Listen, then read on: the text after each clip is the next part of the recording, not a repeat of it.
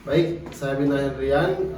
Di sini saya sudah bersama dengan Bapak Andrian Juliansa dari tim saya Partai PKS. Baik, saya akan mengajukan beberapa pertanyaan terhadap Bapak Andrian ya Pak. Boleh. Yang pertama, apa pandangan Pak Andrian tentang pentingnya keterlibatan aktif mahasiswa dalam proses politik? Saya meyakini bahwa mahasiswa memiliki potensi besar untuk membawa perubahan positif dalam politik negeri ini. Oke. Siap. Yang kedua, bagaimana cara Bapak Andrian tersendiri untuk memotivasi mahasiswa agar lebih aktif lagi nih dalam urusan berpolitiknya? Saya akan menggalakkan program-program yang di perguruan tinggi, menjadikan platform diskusi untuk Para para mahasiswa. mahasiswa dan mahasiswa untuk berdebat. Oke, memberi ruang. Ya. Pertanyaan selanjutnya, strategi yang Bapak Andrian ciptakan dalam mengatasi tantangan utama yang dihadapi mahasiswa dalam berpartisipasi politik itu seperti apa sih? Saya akan bekerja untuk meningkatkan akses mahasiswa terhadap informasi politik yang akurat dan objektif. Oke, baik. Pertanyaan selanjutnya, bagaimana pandangan Bapak Andrian tersendiri terhadap peran pendidikan politik di perguruan tinggi sekarang sih? Pendidikan politik di perguruan tinggi itu sangat penting karena memberikan landasan pengetahuan yang kuat tentang sistem politik dan kebijakan publik. Oke. Berarti menciptakan knowledge yang jangka panjang mungkin ya. Ya.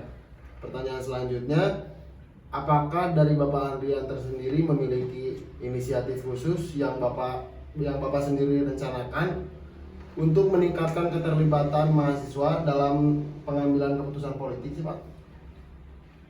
Saya akan mendorong pembentukan forum dialog antara mahasiswa dan pemimpin politik lokal. Oke.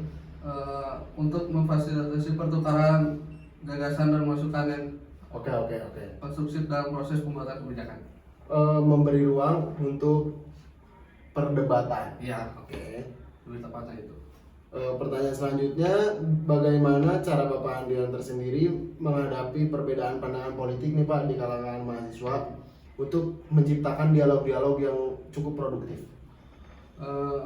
Saya akan mendorong adopsi pendekatan inklusif dalam diskusi politik, menghormati beragam pandangan serta mempromosikan budaya diskusi yang berbasis bukti dan argumentasi yang kuat. Oke. Pertanyaan selanjutnya, harapan yang Bapak pengen ini terhadap peran generasi muda dalam mengubah landscape politik di negara ini itu seperti apa sih Pak? Saya berharap generasi muda termasuk mahasiswa dapat menjadi agen perubahan yang memperjuangkan nilai-nilai keadilan, kesetaraan dan keberlanjutan dalam politik bermasyarakat. Oke.